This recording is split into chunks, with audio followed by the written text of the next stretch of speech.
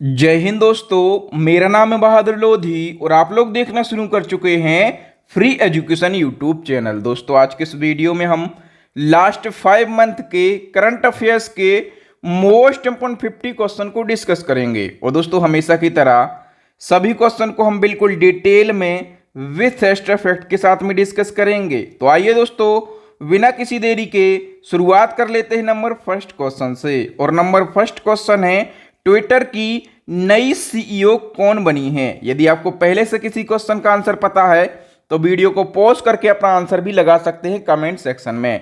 तो दोस्तों ट्विटर की नई सीईओ जो हैं ये लिंडा याकारेनो बन गई हैं। बी ऑप्शन करेक्ट हो जाएगा। दोस्तों यदि हम ट्विटर के बारे में बात करें तो जो ट्विटर है यह एक सोशल नेटवर्किंग साइट है जो अपने ग्राहकों को ट्वीट करने की सेवा देता है। जिस प्रकार से फेसबुक पर हम पोस्ट कर सकते हैं उसी प्रकार से ट्विटर पर हम क्या कर सकते हैं, ट्वीट कर सकते हैं। ठीक है, ट्विटर की स्थापना हुई थी 2006 में। इसका हेडक्वार्टर है अमेरिका के कैलिफोर्निया में। और ट्विटर के संस्थापक की यदि हम बात करें तो 4 लोग ट्विटर के संस्थापक हैं। मुख्य हैं जैक डॉर्सी, फिर नूह ग्लास, एवान विलियम्स और विज स्टोन। ठीक है, और नई सीईओ कौन बन गई हैं तो लिंडा याकारेनो जो हैं ये ट्विटर की नई सीईओ बन गई हैं। और इन्होंने किसका स्थान लिया है तो इन्होंने भारतीय मूल के पराग अग्रवाल का स्थान लिया है। ठीक है, तो ये भी आपको याद रखना है। नेक्स्ट हमारा क्वेश्चन है, केंद्रीय जांच ब्यूरो यानी कि सीबीआई के नए चीफ कौन बने हैं? तो सीबीआई के नए चीफ बन गए हैं प्रवीण सूद। वी ऑप्शन करेक्ट हो जाएगा। ये क्वेश्चन मोस्ट इंपोर्टेंट क्वेश्चन है। सीबीआई की यदि हम बात करें तो इसकी स्थापना कब करी गई थी? 1963 में। और इसका हेडक्वार्टर कहां पर स्थित है? न्यू दिल्ली के अंदर। नंबर थर्ड क्वेश्चन, आईपीएल में सबसे तेज अर्धशतक बनाने का रिकॉर्ड किसने बनाया है? करेक्ट आंसर हो जाएगा दोस्तों ऑप्शन ए, यशस्वी जायसवाल ने। दोस्तों यशस्वी जायसवाल की यदि हम बात करें तो ये राजस्थान रॉयल टीम के खिलाड़ी हैं। ठीक है, और इन्होंने मात्र 13 गेंद में मात्र 13 गेंद में अर्धशतक लगाकर वर्ल्ड रिकॉर्ड अपने नाम किया है। हम बात करें कि इससे पहले ये रिकॉर्ड किसके पास में था? केएल राहुल के पास। केएल राहुल ने केवल 14 गेंदों में वर्ल्ड रिकॉर्ड बनाया था। ठीक है, लेकिन अब ये रिकॉर्ड तोड़ दिया है यशस्वी जायसवाल ने और इन्होंने 13 गेंदों में अर्धशतक लगाया है। नंबर फोर्थ क्वेश्चन की यदि हम बात करें तो अंतर्राष्ट्रीय परिवार दिवस कब मनाया जाता है? तो दोस्तों इंटरनेशनल डे ऑफ फैमिली ये हर साल मनाया जाता है 15 मई को। ठीक है, यदि हम बात करें कि इस साल थीम क्या रही है तो डेमोग्राफिक ट्रेंड एंड फैमिली यानी कि जनसांख्यिकी, रुझान और परिवार इसकी थीम रही है। नेक्स्ट हमारा क्वेश्चन है, राष्ट्रीय फुटबॉल चैंपियनशिप संतोष ट्रॉफी 2023 की विजेता टीम का नाम बताइए। तो दोस्तों संतोष ट्रॉफी 2023 का खिताब जो है ये जीत लिया है कर्नाटक ने। बी ऑप्शन हमारा करेक्ट आंसर हो जाएगा। देखिए दोस्तों कई बार स्टूडेंट बोलते हैं कि ट्रिक से याद करवाइए। तो दोस्तों ये ट्रॉफी कौन सी है? संतोष ट्रॉफी। ठीक है, और ये किसने जीती है? कर्नाटक ने। तो कर्नाटक से केवल हम नाटक निकालेंगे। ठीक है, और जो नाटक करता है वो कभी किसी को संतोष नहीं कर सकता, वो कभी किसी को संतुष्ट नहीं कर सकता। तो इस टाइप से हम इसको याद कर सकते हैं। ओके, अब हम बात करें संतोष ट्रॉफी की डिटेल की तो इसकी शुरुआत करी गई थी 1941 में और 2023 में इसका 76वां संस्करण खेला गया। ठीक है, आयोजन की बात करें तो इस चैंपियनशिप का फाइनल मैच सऊदी अरब की राजधानी रियाद में किंग फहद इंटरनेशनल स्टेडियम में हुआ है। ठीक है, और विजेता रही है कर्नाटक की टीम, उप विजेता रही है मेघालय की टीम। ठीक है, इसी क्रम में दोस्तों यदि आप डिटेल में करंट अफेयर्स को पढ़ना चाहते हैं, पूरे साल के करंट अफेयर्स के जितने भी ट्रेंडिंग टॉपिक हैं जहां से क्वेश्चन पूछे जाते हैं, ठीक है, और टॉपिक के अलावा और जितने भी इंपॉर्टेंट क्वेश्चन हैं, यदि आप सभी क्वेश्चन को पढ़ना चाहते हैं तो हमारी करंट अफेयर्स की पूरी साल की ई बुक को आप बाय कर सकते हैं। केवल 59 की ई बुक है, बहुत ही सस्ती ई बुक है। और इससे भी सस्ती जो टॉपिक वाइज जनरल साइंस की ई बुक है केवल 29 रुपीज़ की। ठीक है, और दोनों ई बुक यदि आप बाय करना चाहते हैं तो दोनों ई बुक को बाय कर लीजिए और अपनी स्टडी को बेहतरीन बनाइए और एग्जाम में फतेह करके आइए। इसी क्रम में नंबर सेकंड क्वेश्चन की बात करें कि हाल ही में किस टीम ने दूसरी बार रणजी ट्रॉफी 2022-23 का खिताब अपने नाम कर लिया? तो रणजी ट्रॉफी किसने जीत ली है?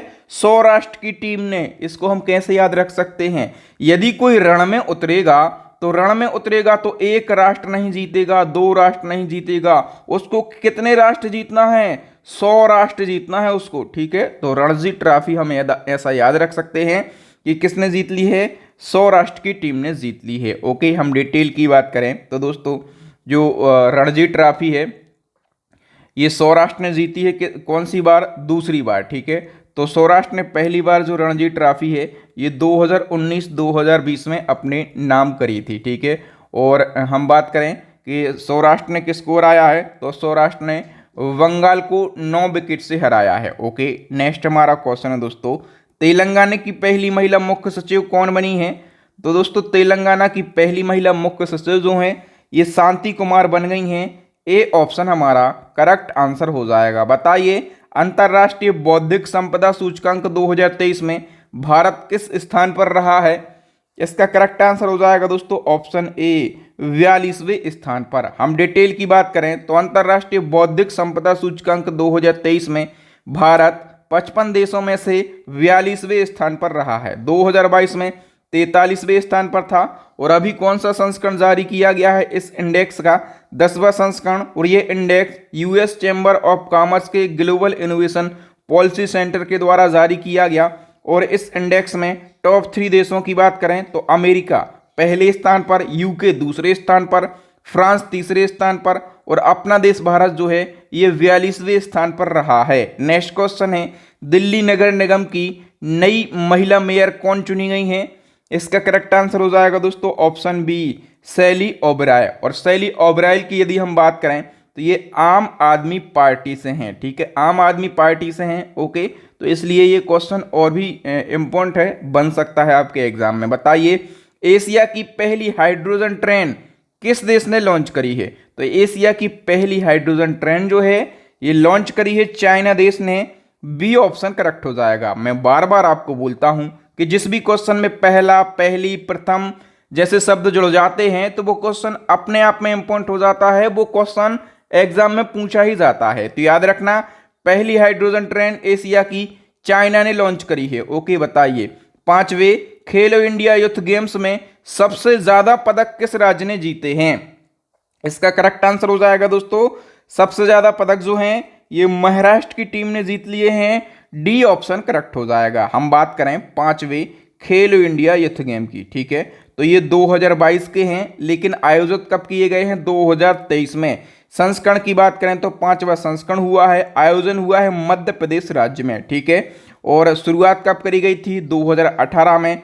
जो प्रथम स्थान है ये महाराष्ट्र राज्य ने हासिल किया है टोटल 161 पदकों के साथ में। दूसरा स्थान हरियाणा ने हासिल किया है और तीसरा स्थान जो है ये मध्य प्रदेश ने हासिल किया है। नेक्स्ट हमारा क्वेश्चन है, भारत का सबसे गहरा मेट्रो स्टेशन कहां पर बनाया जाएगा?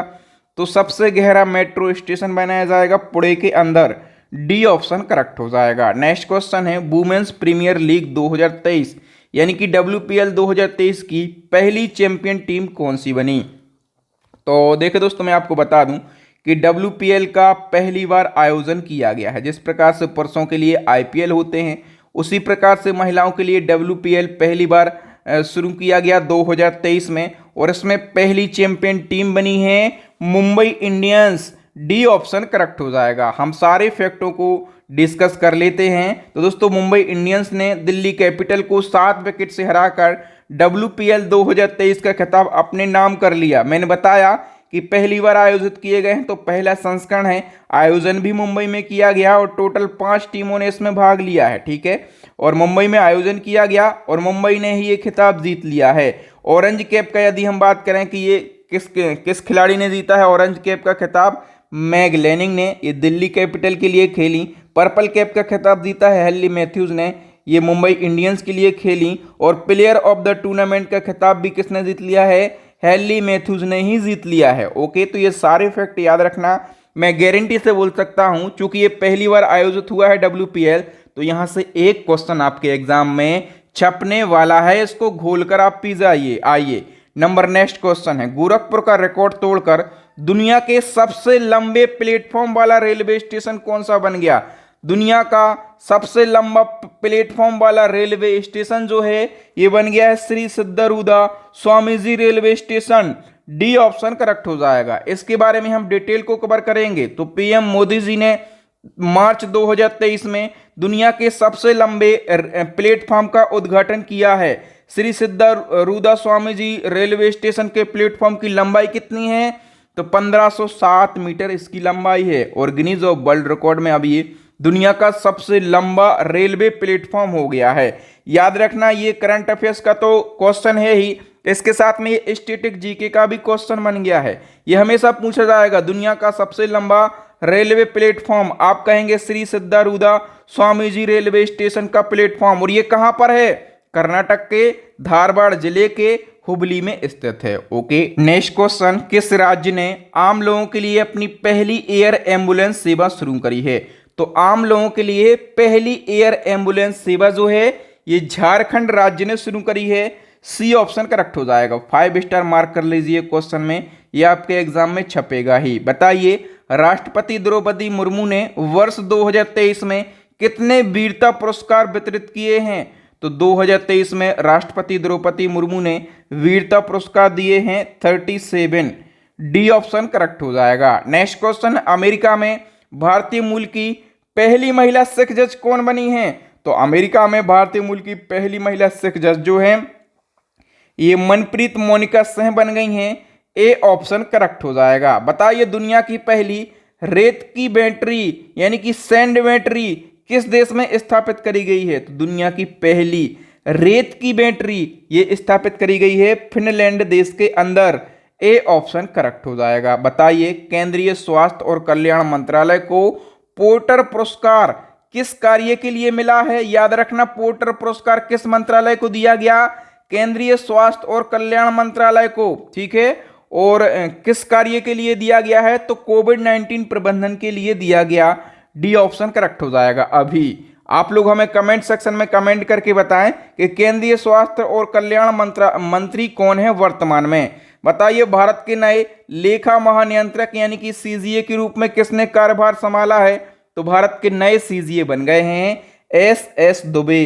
बी ऑप्शन करेक्ट हो जाएगा। और एस दुबे ये भारत के कौन से नंबर के सीजीए बने हैं? तो 28वें नंबर के, और इन्होंने स्थान लिया है भारती दास का। नेक्स्ट क्वेश्चन है, हाल ही में लॉन्च पुस्तक वॉर एंड वुमन के लेखक कौन है? तो वॉर एंड वुमन ये जो बुक है, इस बुक के राइटर का नाम है डॉक्टर M.A. हसन। तो बी ऑप्शन हमारा करेक्ट आंसर हो जाएगा। नेक्स्ट क्वेश्चन है, देश के पहले वायुसेना विरासत केंद्र कहां पर स्थापित हुआ है जिसका उद्घाटन केंद्रीय रक्षा मंत्री ने किया है? याद रखना, जो देश का पहला वायुसेना विरासत केंद्र है ये स्थापित किया गया है चंडीगढ़ में। कहां पर? चंडीगढ़ में। और इसका उद्घाटन किसने किया है? रक्षा मंत्री। और केंद्रीय रक्षा मंत्री कौन है? राजनाथ सिंह। नेक्स्ट क्वेश्चन, लगातार दूसरी बार डायमंड लीग 2023 का खिताब किसने जीत लिया है? इसका करेक्ट आंसर हो जाएगा जेवलिन थ्रोअर नीरज चोपड़ा ने। ए ऑप्शन करेक्ट हो जाएगा। डिटेल की बात करें तो दोहा डायमंड लीग 2023 ये लीग 6 मई 2023 को कतर की राजधानी दोहा में आयोजित की गई। और इस लीग में नीरज चोपड़ा पुरुषों की भाला फेंक यानी कि जेवलिन थ्रो स्पर्धा में 88.67 मीटर का थ्रो करके पहला स्थान हासिल किया है। ओके, याद रखना। तो ये लीग दूसरी बार जीतने वाले खिलाड़ी कौन बन गए हैं? नीरज चोपड़ा। बताइए, केंद्र सरकार ने परमाणु ऊर्जा आयोग का नया अध्यक्ष और परमाणु ऊर्जा विभाग का सचिव किसे नियुक्त किया है? करेक्ट आंसर हो जाएगा दोस्तों AK मोहंती के लिए। ओके, नेक्स्ट क्वेश्चन है, किस देश की महिला टीम ने ICC महिला T20 वर्ल्ड कप 2023 के खिताब जीत लिया है? करेक्ट आंसर हो जाएगा ऑप्शन सी, ऑस्ट्रेलिया देश की टीम ने। हम डिटेल की बात करें तो ऑस्ट्रेलिया की महिला क्रिकेट टीम ने फाइनल में दक्षिण अफ्रीका को 19 रनों से हराकर 6वीं बार महिला T20 वर्ल्ड कप का खिताब अपने नाम कर लिया। अभी कौन सा संस्करण खेला गया है? 8वां संस्करण आयोजन हुआ था दक्षिण अफ्रीका में। तो विजेता कौन रहा है? ऑस्ट्रेलिया। और उप विजेता रहा है मेजबान देश दक्षिण अफ्रीका। नेक्स्ट क्वेश्चन है, किस भारतीय को बांग्लादेश ने विश्व मातृभाषा पुरस्कार से सम्मानित किया है? विश्व मातृभाषा पुरस्कार ये किसी भारतीय को दिया गया है। इनका नाम क्या है? डॉक्टर महेंद्र कुमार मिश्रा इनका नाम है। सी ऑप्शन करेक्ट हो जाएगा। हम डिटेल की बात करें तो महेंद्र कुमार मिश्रा ये भारतीय शिक्षक हैं, ठीक है, और सामाजिक कार्यकर्ता हैं। इनको बांग्लादेश के ढाका में बांग्लादेश की प्रधानमंत्री शेख हसीना ने अंतर्राष्ट्रीय मातृभाषा दिवस के अवसर पर 21 फरवरी को होता है अंतर्राष्ट्रीय मातृभाषा दिवस, तो इस अवसर पर विश्व मातृभाषा पुरस्कार 2023 से सम्मानित किया है। ये क्वेश्चन इसलिए इम्पोर्टेंट हो जाता है क्योंकि विश्व मातृभाषा पुरस्कार जो है ये भारतीय व्यक्ति को दिया गया है। नाम है इनका महेंद्र कुमार मिश्रा। बताइए, हाल ही में आलिया मीर ने वन्यजीव संरक्षण पुरस्कार 2023 जीता है, तो बताइए आलिया मीर किस राज्य या फिर केंद्र शासित प्रदेश की हैं? करेक्ट आंसर हो जाएगा दोस्तों, ये जम्मू कश्मीर की हैं। सी ऑप्शन करेक्ट हो जाएगा। संगीत अकादमी के द्वारा संगीत कलानिधि पुरस्कार 2023 से किसे सम्मानित किया गया? तो संगीत कलानिधि पुरस्कार दिया गया है बॉम्बे जयश्री के लिए। और ये कौन है? तो ये कर्नाटक की प्रसिद्ध गायिका और संगीतकार हैं। नेक्स्ट क्वेश्चन है, हाल ही में ऑस्ट्रेलिया सरकार ने किस भारतीय को ऑर्डर ऑफ ऑस्ट्रेलिया सम्मान से सम्मानित किया है? यदि किसी देश का कोई प्रसिद्ध अवार्ड किसी भारतीय व्यक्ति को दिया जाता है तो वो क्वेश्चन अपने आप में इम्पोर्टेंट हो जाता है।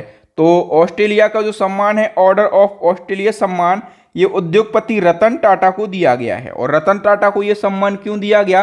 तो भारत ऑस्ट्रेलिया संबंधों को मजबूत बनाने के लिए इनको ये सम्मान दिया गया। नेक्स्ट क्वेश्चन है, किस ग्रह के 12 नए चंद्रमा यानी कि उपग्रह, ठीक है, तो किस ग्रह के 12 नए चंद्रमा की खोज हुई है जिससे इसके चंद्रमा यानी कि उपग्रह की कुल संख्या 92 हो गई है और शनि का रिकॉर्ड टूट गया है? तो दोस्तों इस क्वेश्चन को बड़े ध्यान से समझिएगा। मैं आपको बता दूं कि पहले शनि का रिकॉर्ड टूटा है ना, तो शनि के पास में चंद्रमा यानी कि उपग्रह कितने हैं? 83, ठीक है, और बृहस्पति के पास में कितने थे? तो 80 थे यानी कि 80 थे।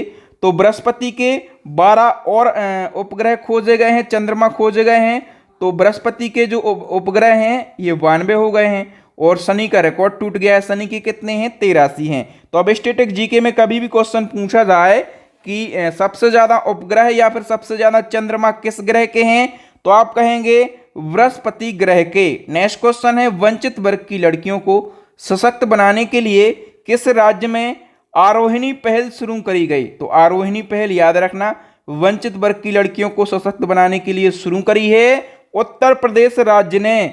सी ऑप्शन करेक्ट हो जाएगा। नेक्स्ट क्वेश्चन है, नागालैंड की पहली महिला विधायक कौन बनी? यानी कि अभी तक नागालैंड के अंदर कोई भी महिला विधायक नहीं बनी थी, तो पहली महिला विधायक बनकर आ गई हैं हेकानी जाखालू।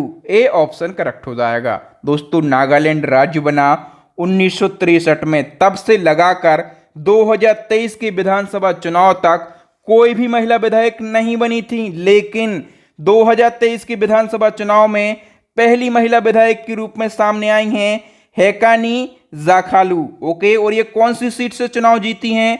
तो दीपापुर 3rd विधानसभा सीट से ये चुनाव जीती हैं। इनके कुछ ही घंटे बाद एक और महिला चुनाव जीत गई, उनका नाम है साल्होतुओनुओ क्रूज। ओके, और इसी क्रम में एक और क्वेश्चन बनेगा कि नागालैंड की पहली महिला मंत्री कौन बनी?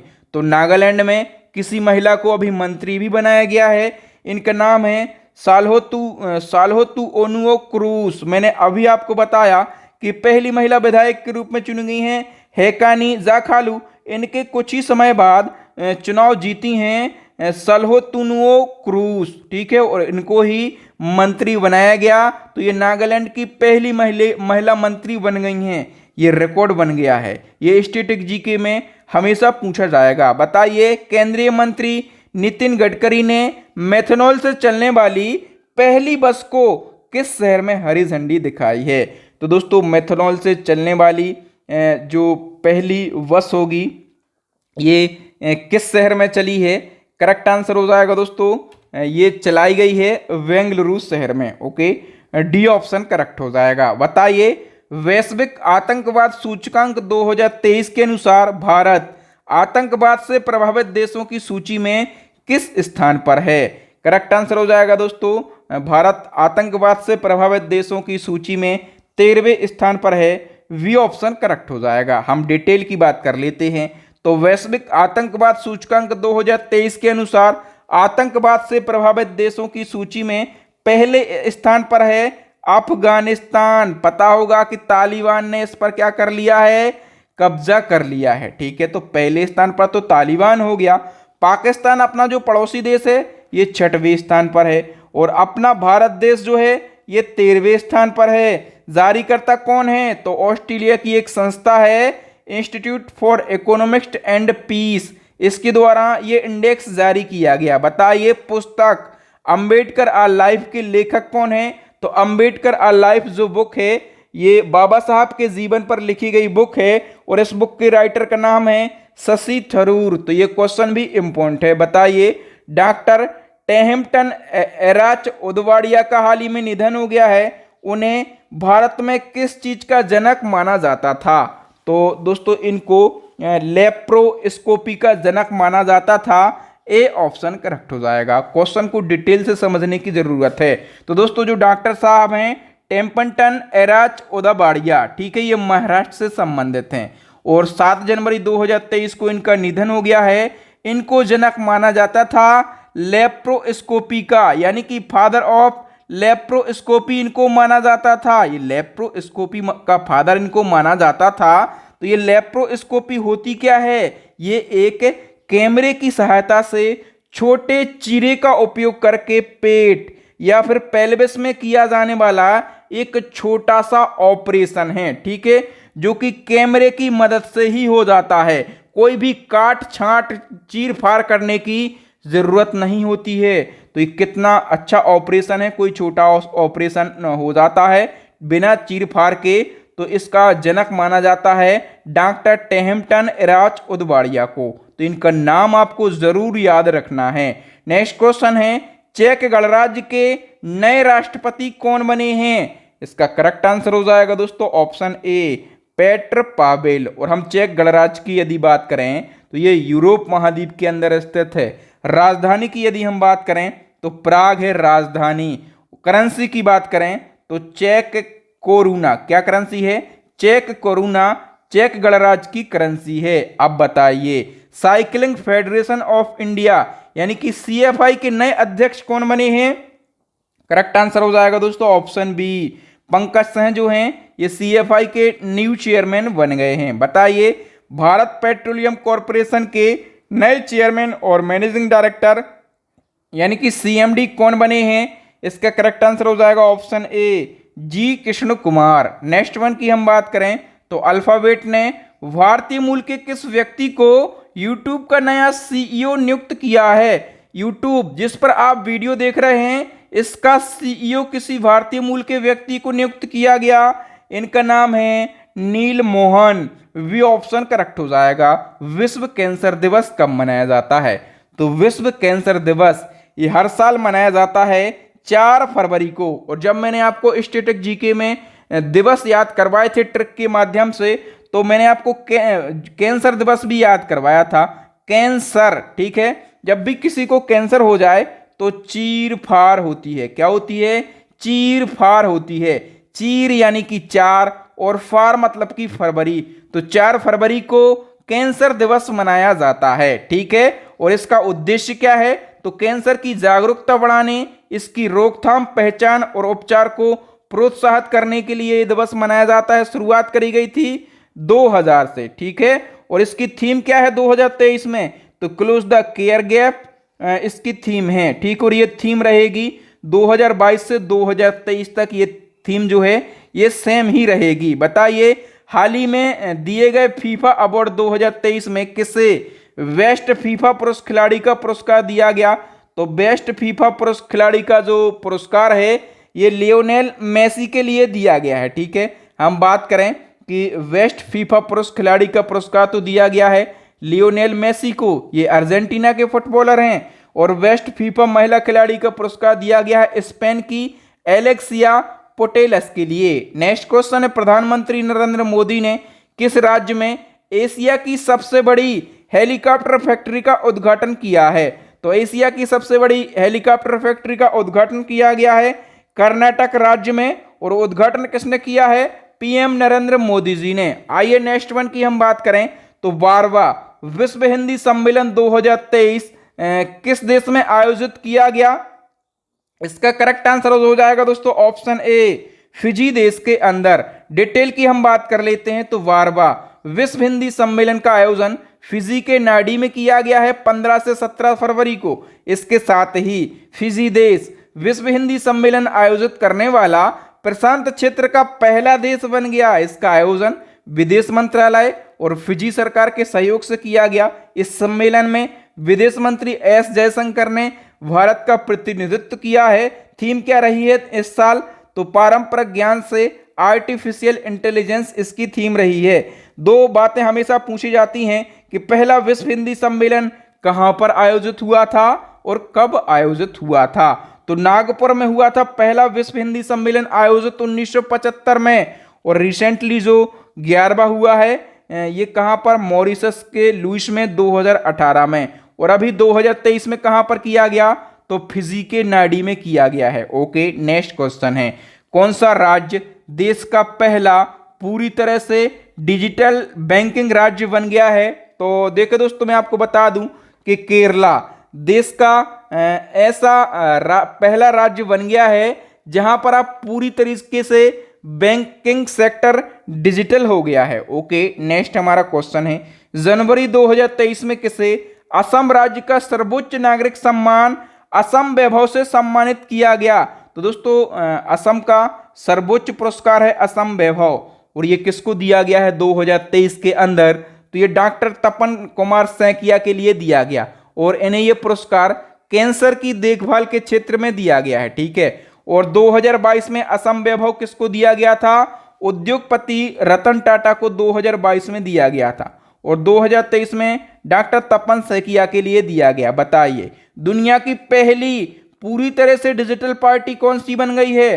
तो पूरी दुनिया की पहली और पूरी तरीके से डिजिटल पार्टी जो है ये भारतीय जनता पार्टी यानी कि बीजेपी बन गई है। बी ऑप्शन करेक्ट हो जाएगा। नेक्स्ट क्वेश्चन, ओडिशा के मुख्यमंत्री ने बिरसा मुंडा हॉकी स्टेडियम का उद्घाटन किया। ये स्टेडियम किस जिले में स्थित है? करेक्ट आंसर हो जाएगा दोस्तों ऑप्शन ए, सुंदरगढ़ जिले में। हम डिटेल की बात कर लेते हैं तो ओडिशा के मुख्यमंत्री नवीन पटनायक ने 5 जनवरी 2023 को ओडिशा के सुंदरगढ़ जिले के राउरकेला में बिरसा मुंडा हॉकी स्टेडियम का उद्घाटन किया है, और इस स्टेडियम में वर्ष 2023 का मेंस हॉकी वर्ल्ड कप भी आयोजित हुआ है। कब से कब तक? तो 13 से 29 जनवरी तक मेंस हॉकी वर्ल्ड कप का आयोजन किया गया उड़ीसा के बिरसा मुंडा हॉकी स्टेडियम में। नेक्स्ट क्वेश्चन है, पुरुष हॉकी वर्ल्ड कप 2023 का खिताब किस देश की टीम ने जीत लिया है? करेक्ट आंसर हो जाएगा ऑप्शन ए, जर्मनी देश की टीम ने। हम डिटेल की बात करें तो पुरुष हॉकी वर्ल्ड कप 2023 का फाइनल मुकाबला भुवनेश्वर के कलिंगा स्टेडियम में जर्मनी और बेल्जियम के बीच में हुआ, जिसमें जर्मनी ने बेल्जियम को पेनल्टी शूटआउट में हराकर ये वर्ल्ड कप अपने नाम कर लिया है। तो हम कह सकते हैं विजेता है जर्मनी, इसने गोल्ड मेडल जीता है, उप विजेता है बेल्जियम, इसने सिल्वर मेडल जीता है, और तीसरा स्थान किसने हासिल किया है? नीदरलैंड ने, इसने ब्रॉन्ज मेडल जीता है। आयोजन किया गया ओडिशा में, और कौन सा संस्करण है? तो 15वां संस्करण खेला गया। दोस्तों यहाँ पर हमने लास्ट 5 मंथ के मोस्ट इंपोर्टेंट 50 क्वेश्चन को डिस्कस किया, और याद रखना इन 50 क्वेश्चन में हमने सभी क्वेश्चन को बिल्कुल डिटेल में और विथ एक्स्ट्रा फैक्ट के साथ में डिस्कस किया है। आई होप आपको मेरे पढ़ाने का तरीका, कंटेंट की क्वालिटी और आपके अपने बहादुर सर की मेहनत पसंद आई होगी। मैं बार बार बोलता हूं, यदि आप इसी प्रकार से डिटेल में, कम समय में और आसान भाषा में हमारी ई बुक को बाय करना चाहते हैं तो इसके लिए हमारी अपडेट ई बुक लॉन्च हो गई है, और ई बुक की प्राइस रखी गई है केवल और केवल 59 रुपीज। ओके, और इसी क्रम में जर्नल साइंस की टॉपिक वाइज ई बुक आपको मिल जाएगी 29 रुपीज में। तो अभी के अभी आप ई बुक को बाय कर लीजिए। ई बुक का लिंक मिल जाएगा वीडियो के डिस्क्रिप्शन में। मैं गारंटी से बोलता हूं, यदि आप इस ई बुक से स्टडी करते हैं तो आप आपके एग्जाम में फतेह करके आएंगे, एग्जाम में सिलेक्शन लेके आएंगे, ये मेरी गारंटी है। अंतिम क्वेश्चन का आंसर बताइए। ये चैलेंजिंग क्वेश्चन है कि अभी विश्व प्रेस स्वतंत्रता सूचकांक 2023 में भारत किस स्थान पर रहा है। यदि आप चाहें तो इस इंडेक्स के बारे में डिटेल भी लिख सकते हैं, क्योंकि इससे पहले मैंने जितने भी इंडेक्स अभी तक जारी किए गए हैं सबके ऊपर एक डेडिकेटेड वीडियो बनाया है और सभी इंडेक्स रिपोर्ट को मैंने बिल्कुल डिटेल में डिस्कस किया है। तो थैंक यू दोस्तों, वीडियो देखने के लिए आप सभी का बहुत बहुत धन्यवाद। वीडियो यदि अच्छा लगा हो आपको तो वीडियो को लाइक करें, इस वीडियो को शेयर करें अपने दोस्तों के साथ में, भाई बहनों के साथ में, और हमारे चैनल को सब्सक्राइब कर लें, साथ में बेल आइकन दबा लें ताकि जब भी मैं कोई नया वीडियो डालूं तो उसका नोटिफिकेशन आपको मिल सके, आप हमारा वीडियो सबसे पहले देख सकें, आपको वीडियो यहां वहां सर्च करने की जरूरत ना पड़े। और इसी प्रकार के मोस्ट इंपोर्टेंट वीडियो हम कंटिन्यू अपलोड करते रहते हैं, तो हमारी प्लेलिस्ट को विजिट करके उन सभी इंपोर्टेंट वीडियो का अभी के अभी फायदा उठाएं, या फिर अभी आपको स्क्रीन के ऊपर 3 वेरी यूजफुल वीडियो दिख रहे होंगे, उन वीडियोस को जरूर देख लें। तो थैंक यू दोस्तों, राम राम दुआ सलाम, मिलते हैं नेक्स्ट वीडियो में, तब तक के लिए जय हिंद, जय भारत, वंदे मातरम।